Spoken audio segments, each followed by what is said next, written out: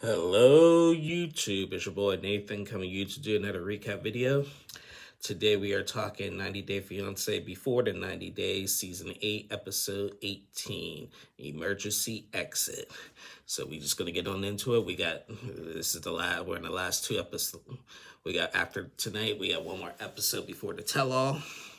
And yeah, we're wrapping things up here. The first couple I want to talk. I'm going to start with Elise and Joshua. Okay, so this was kind of scary. They went on this little trip, this like with waterfalls and and jumping off of cliffs into like the water and stuff. I forget what the name it was and stuff and everything. Elise had originally planned that and everything. And they're wearing harnesses and just jumping off of rocks into the water and stuff and everything. On the outskirts of it, it looks fun, but it was kind of dangerous, like especially for someone like Elise. So it starts out with them like jumping into the water. They had like swimsuits on and everything. Now Joshua like is used to this, like he was cool with it and everything. And then like they're also like climbing up like a waterfall and stuff and everything, and then like going down like a big steep waterfall and stuff and everything. And they were doing it for like 2 hours and stuff. And it was like a cold day in Australia to be doing that, because Elise just like she couldn't do it. And Elise, she's actually really skinny to begin with. And for her doing this for multiple hours, it really was not good for her. And she had like a big meltdown, a big panic attack. And I'm not going to make fun or say suck it up, Elise, because this was not one of those cases. Like she said that she was experiencing hypothermia by doing all of that and everything. Like she kept on saying, "I'm so scared, I don't want to do this no more," and everything. It looked like she was like high up, and then she was just so cold and stuff and shivering. Joshua at first was just she's just being a baby. But then when he saw people like the producers and the staff like hovering around her to try to warm her up, he was like, "Oh crap, this is serious, and she's not faking this." So Joshua, he's saying he loving it, but after he gets down from the waterfall, he goes and comforts Elise and like really holds her tight and everything, and helped her get to her like a warm spot so she can warm up and stuff. And Elise was so thrilled about that. She's like, "That's my man. I just feel so comfortable with his touch, warming me up and everything. My boyfriend saved the day. This, and that, and everything." So I mean that was a little bit scary. Like I really feel for Elise on that moment, because we can say what we want to say about Elise and Joshua, but situations like that, and I've been in a situation like that. I actually when I went to the Bahamas last year, I went zip lining, and something similar like that happened to me, and I was done. so so I was done after zip lining, because it was something similar happened to me. So I really understood. That's why I could relate to this with Elise and stuff and everything. And I'm glad like her boyfriend was there to comfort her and all that. So after that, they're driving back, and Elise is supposed to go back to America in a couple days. So like they're driving back, and he gets like a text. Now remember what happened last week. Elise wanted to really meet Joshua's son and everything. In the car, Joshua gets a text, and he was just like, "Oh my God," and she was just like, "What's going on?" And at first he was just like, nothing. So they get to this like scenery. Now at first when he got that text message, I thought that it was Nat messaging him or whatever, or something like that, or he got fired from his job because he was on thin ice. But they get to this like little nice like scenic area place, and he tells Elise that, "You're not gonna meet my son. There's other people you got to consider, like his mom and everything. It's just too much." And obviously Elise is disappointed, and she's really disappointed. And Joshua told her, "It's like, I wouldn't blame you if you walked away." And then Elise took her like, "You want me to walk away? Like, are you serious right now?" And then they get into a mini argument about that. And he was like, "No, I didn't say walk away. I said I wouldn't blame you if you did," and etc. and everything. And she, she just feels like it's really important to meet his family and stuff and everything. Well, his son, Elise's son and stuff. So, after that, they travel back to Sydney and to spend their final night together. They go to this restaurant and everything.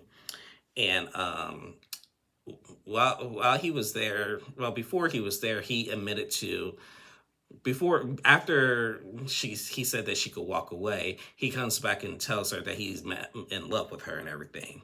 And Elisa said that she's never had a guy tell her that she's like basically madly in love with her and everything. So she's just like, oh, wow, and everything. So they go back to the hometown and go out to eat. And it was another cold night in Australia, which is rare and stuff. And, she asked like the staff at the restaurant that they went to had to get her a jacket and some hand warmers and stuff and everything. They had to roll the beam footage of all her cold moments since she's been in Australia and stuff. And at this dinner, it got weird. Like, he asked her, like, how do you feel about me? Like, are you in love with me? And she's like, how are we going to make this work, really? You have a kid here. Like, we're in a different continent where we have a 16-hour time difference. How in the world are we going to make this work, basically? And so he's like, like, one of us is going to have to move here and everything. And it just turned into like a big like argument on that and on everything. It's just about everybody's intentions, and like and Elise is just not fully sure about Joshua and everything. And then he's getting mad because she's unsure about everything. So it just turned into a whole unnecessary argument and stuff and everything. And judging by the previews of next week, it's going to end kind of shady. Like, this whole relationship is just still weird, and I just really don't get it. I just think Joshua was just a random dude that hit up after Hunt for Love, hit up Elise in the DMs and everything that she fell for. And Elise fell for it to still be on the show and everything. I think this is just how it happened, really, in my opinion. So yeah, I really don't understand this relationship. It's weird. I seen an interview where somebody asked Elise, like, would she be on 90 Day again? And she said she would love to. So a little suspicion with that. So it is what it is.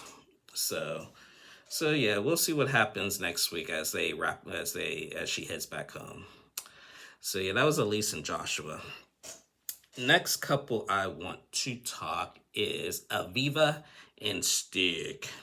So Aviva and Stig, so remember a couple weeks ago they got engaged and everything. And now like Aviva is about to head back to Arizona. Now they had a conversation because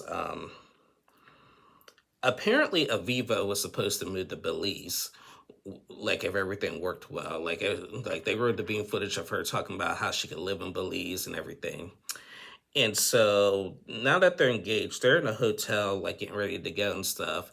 And they're asking each other what's next. And he's like, and Stig was just like, are you gonna need the paperwork for me to come to America? And Aviva's just like, wait, what? That wasn't our plan, for you to come to Arizona. The plan was me to come here and everything. And so now Aviva's just taken back from Stig because like he wants to come to America when the plan was actually for them to stay in Belize. Well, he was just like, well, I do want to stay here in Belize. I'm popular here, but I don't know if I don't make that much money here. I don't make that American money and stuff and everything. And then, even though Aviva was taken back by it, she was just like, as long as we're together, if I think we'll be happy in Arizona too. So we'll do it and everything. So they're on their way to the airport, and she's asking him, like, are you going to be good? And he's like, of course, baby, I'm engaged to you and everything, blah, blah, blah. And so they get to the airport, and they say their final goodbyes and stuff and everything. And, Aviva's crying and stuff like that, blah, blah, blah. And then this is where it gets a little interesting. After she leaves, the producers still follow Stig, And Stick was just like, yeah, I really want to go to America, live in America. I don't think I want to live in Arizona, though. I really want to live in Houston. And the producers asked, why do you want to live in Houston? He was like, well, I got family there. My brothers are there. My producers are there. And they were like, who else is in Houston? He was like, my ex. Yeah, he just had to throw that in there. He just had to throw that in. He's like, I ain't worried about her. I'm engaged, man. I need a ring, though, but I'm engaged. Yeah, okay, because judging by the previews and knowing that they don't follow each other on social media, this ain't gonna be good for next week. This ain't gonna be good. Now, we defended Stig all season and stuff and everything, but I'm taking a second look on him, especially after his little off online interaction with BearCon, that I'm going to talk about later and stuff. Like, I lost a lot of respect for Stig. So I'm keeping a close eye next week when we talk about Stig. So yeah, that was Aviva and Stig. The next couple I want to talk is Forrest and Sheena. So Forrest and Sheena, as we know, they're wrapping up too. Last week we left off with the cliffhanger with Forrest's mom Molly getting mad that Forrest wants to stay in the Philippines with Sheena. So after she insulted Sheena and Sheena had to walk away, she comes back and actually had a legitimate conversation. Now, Molly does mean well, but her delivery is just way off and unacceptable and uncalled for. She doesn't need to be mean and like come off as a bully to Sheena and stuff. But she did make a valid point for Forrest to say like he needs to go home, call the Social Security office, the disability office, and tell him that he wants to work and to try to help him get work and stuff so we could bring Sheena to the States. It's not going to be as easy as it sounds for him staying in the Philippines right now and everything. When he don't know nothing, it's going to take him a while too. And after thinking about it, Forrest is like, you know what, she might be right. So as you know, Sheena just starts crying. She's like, I don't want Forrest to go and everything. And Molly's just back to bullying her. Oh, Sheena, stop with the crying. This, and that. And I'm like, if she wants to, and she does like, I will take care of Forrest. I know how to take care of Forrest. He's mine. I know how to do it and stuff and everything. And I'm like, okay, go ahead on, Sheena. You stick up for yourself, Sheena. I'm proud of you and everything. So Forrest and Sheena go back to the hotel and they had a conversation. Sheena's still upset.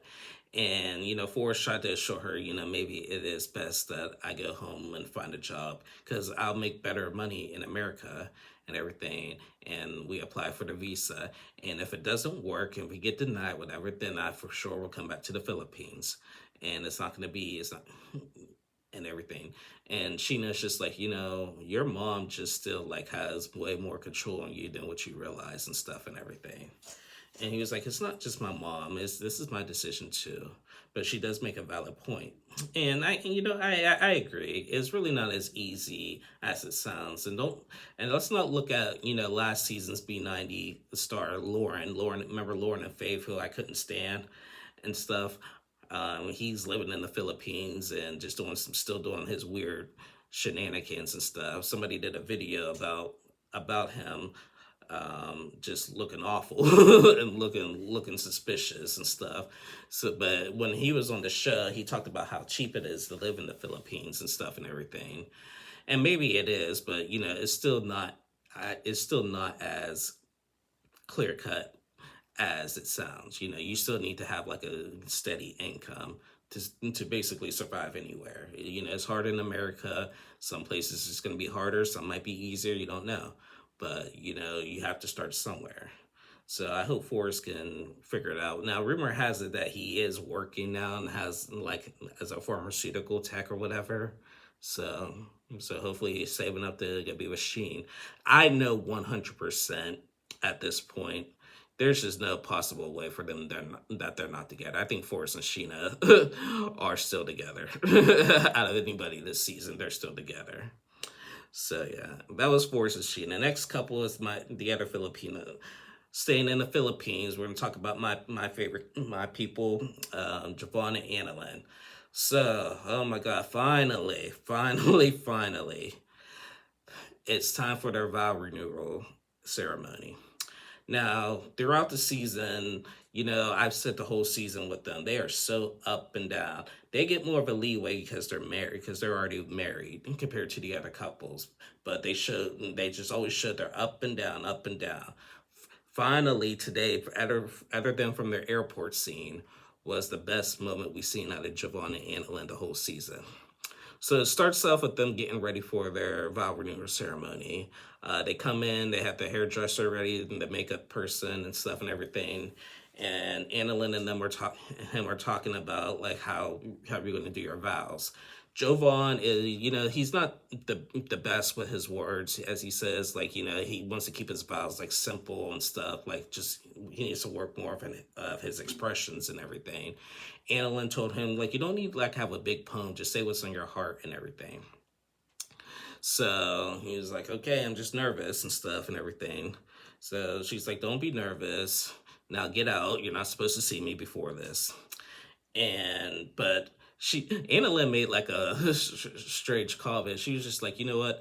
She said something on the lines like, not now, but I hope one day God takes me before him, because then he'll appreciate me more when I'm gone and stuff and everything. I was like, dang, Anna, dang, a little extreme to say on your vow renewal ceremony. Dang, dang, that's kind of cold. Jeez. And he just looked at her like, really? Because I would too. I love you, Anna, but that was cold. that was wild. But so then after their little talks about it and just the expressions, then they finally reach the ceremony. They get to the ceremony. She walks down the aisle. She looks really beautiful. Jovan is really happy to see her. They said their vows and everything. Both of them cracked a joke in the middle of their vows. Jovan said, I love your sassy self and everything. Annalyn's like, I'll clean up your dirty socks and stuff and everything. And it was cute. It was cute. And then, now everybody was hating on Jovan last week for this. At the end of the ceremony, before they wrapped up, Jovan pulls out the ring that she wanted that he didn't get last week and puts it on her finger and stuff. Now everybody was hating on him last week for what he did. I knew there was a catch to that. I knew he wanted to surprise her with that. So that was a nice surprise that he did. And yeah. So then they had the nice little ceremony, little reception. Anna Lynn's family and friends were there and stuff. Everything, they were dancing and goofing off and everything. It was just a wonderful moment. This is what we need to see more of in 90 Day.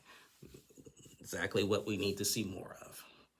So yeah, that was Javon and Annalyn. So congratulations to them.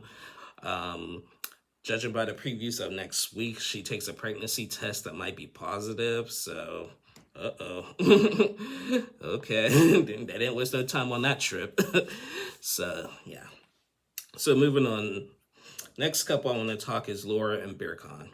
So last week, Birkan told Laura not to come back to the place that she's paying for, by the way, because he had found out that she made a move on Michael back in the day. So this episode, like, she wakes up at a hotel that she stayed with Michael. The same hotel that Michael stayed, not with him, in the same clothes, because she couldn't go back to the house to get more clothes, and she did not like waking up alone. And she went to go. Birkan agreed to meet her and to talk about everything. So they meet, and she brings him some food. She apologizes for not like making it seem like Michael was more the aggressor and when it was really her and everything. She apologized for that and everything, and she asked Birkan, whatever, that like, would it make you happy if I just got rid of Michael all around? And he was like, would you? And she's like, if that make you happy, I would. And in a surprise turn of events, Birkan said, you don't have to get rid of him. He's your friend. You don't have to do that. Now, like all this weird. Now your friendship is a little weird, and y'all doing all this stuff together and everything. That needs to stop. But you don't have to get rid of him and stuff. She was like, good, because this was my biggest fear and everything. So, and that was basically it. I'm irritated with seeing Bearcon's face now after seeing what happened on social media with him and Stig. Like, I lost respect for both of those guys and stuff and everything. Like I said, who does Stig speak for? And Bearcon, I'm sorry, people are calling your name wrong and everything. That does not give you a right to say the N word on TV. Just saying. So people are asking, oh, well, are they going to be cut out the rest of the scenes? At this point, there's no need, because there's only one episode left, and then we got the tell all, and everything's already been advertised and out there. So there's no need to edit them out. And I don't really want them to edit it out. I do want to see what happens and stuff, but I think that's just proof that we're not gonna see Bearcon ever again on our TV after the season and stuff. So, but yeah. So now, judging by the previews for next week, he's gonna propose to Laura. Yeah, okay, we'll see how that goes. So yeah, that was Laura and Bearcon. And the last couple I want to talk is freaking Rick and Trisha. Go Trish, go Trish. Last week, after he got the blessing from the family to have, getting told the family that he can have a kid with her and stuff and everything, he got caught texting his ex-girlfriend, and Trisha was mad. And so in this episode, like, they were supposed to go back to their vacation spot, but like, Trisha decided just to go to her apartment and everything and just leave Rick at the desk and everything. Rick said that she changed her seat on the flight and everything, and just doesn't want to talk to him. Rick opened up more about what happened with his ex-girlfriend in Colombia, saying they were together for a while. They broke up because they just didn't know how to really fully make it work and stuff and everything.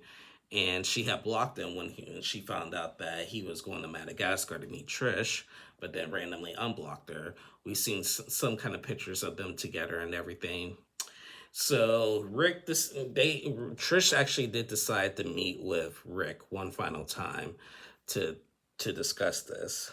And she asked him, like, Rick, can you please, like first things first, I already forgave you after when you told me about the Colombian ex and everything. I forgave you and everything, and you had to work back my trust. And now you're doing this stuff. You're doing this. He was like, well, I wasn't going to break up with you to get back with her or anything. He's like, and she was like, it doesn't matter. You're still communicating with her and everything.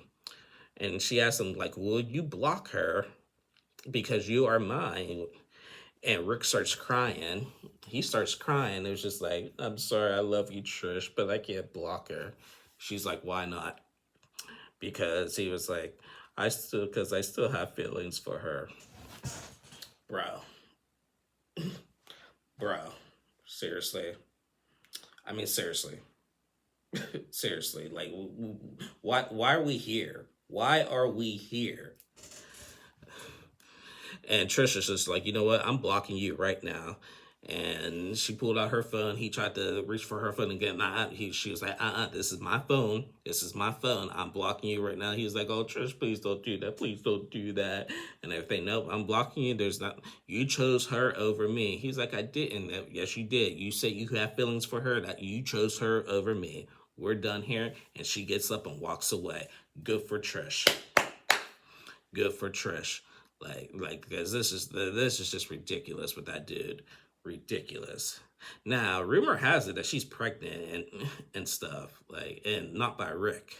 So I can't wait for the tell-all to figure and to hear what happened after he left. so yeah, I cannot wait to see what happens. So yeah, that was Rick and Trish, and that was basically it. We did not see Lisa and Daniel, thank God, and of course we haven't seen Emma and Zied. Yeah, so we got just one more regular season episode left, guys. Just one more episode before the tell-all. We'll have a 2-part tell-all, one more regular season left, a 2-part tell-all, and then we go into regular 90 Day Fiance. So we're wrapping up here. I'm sad that the season is wrapping up. It's been a great season. I'll do my final season analysis at part 2 of the tell-all and stuff and everything. But it's been a great season. I enjoyed it so much. One of my favorite seasons. But anyway, guys, that is the end of my. Before we go, I want to say something. I've been watching some other shows and stuff. Remember last week I did Love on the Spectrum. I actually started watching Temptation Island. Y'all watching Temptation Island? That Jack and that Cheyenne, like that. Ooh. Ooh, they something else. Like they out for revenge with each other. Ooh. I don't understand this Temptation Island concept, like couples going on the show and being tempted to fall for somebody else and leave their years of relationships. I don't understand that concept. But man, that Jack and Cheyenne on Temptation Island, I'll say. But I may cover it. I don't know. I doubt it, but I just wanted to mention that. But anyway, guys, that's the end of my review. I'll be back on tomorrow and Tuesday to recap The Single Life. So yeah, thank you guys so much for watching. Please like and subscribe to my channel, and please check that if you are subscribed, because YouTube has been unsubscribing, or people have just been unsubscribing. If you're unsubscribing to me, I sincerely apologize if my style ain't the way you want it, or if I said something that offended anybody. For me, I don't really like offending nobody. When I do these reviews, I call it as I see it and stuff. I know I'm not the popular content creator out there and stuff and everything compared to the others and stuff. And do I want to be? Yes, but am I trying to compete with them now? I'm my own person. If my voice annoys you, if I do anything that annoys you, I apologize. I'm me. Everybody's different. I'm me. But for those who have stayed with me through and new to me, thank you so much for your continued support and stuff and everything. And I really appreciate it. So please just like and subscribe, share this video with a friend or 10. And I hope you guys, the rest that are still with me, enjoy my content. So I love you guys. Thank you so much. And I'll see y'all soon. Bye, y'all.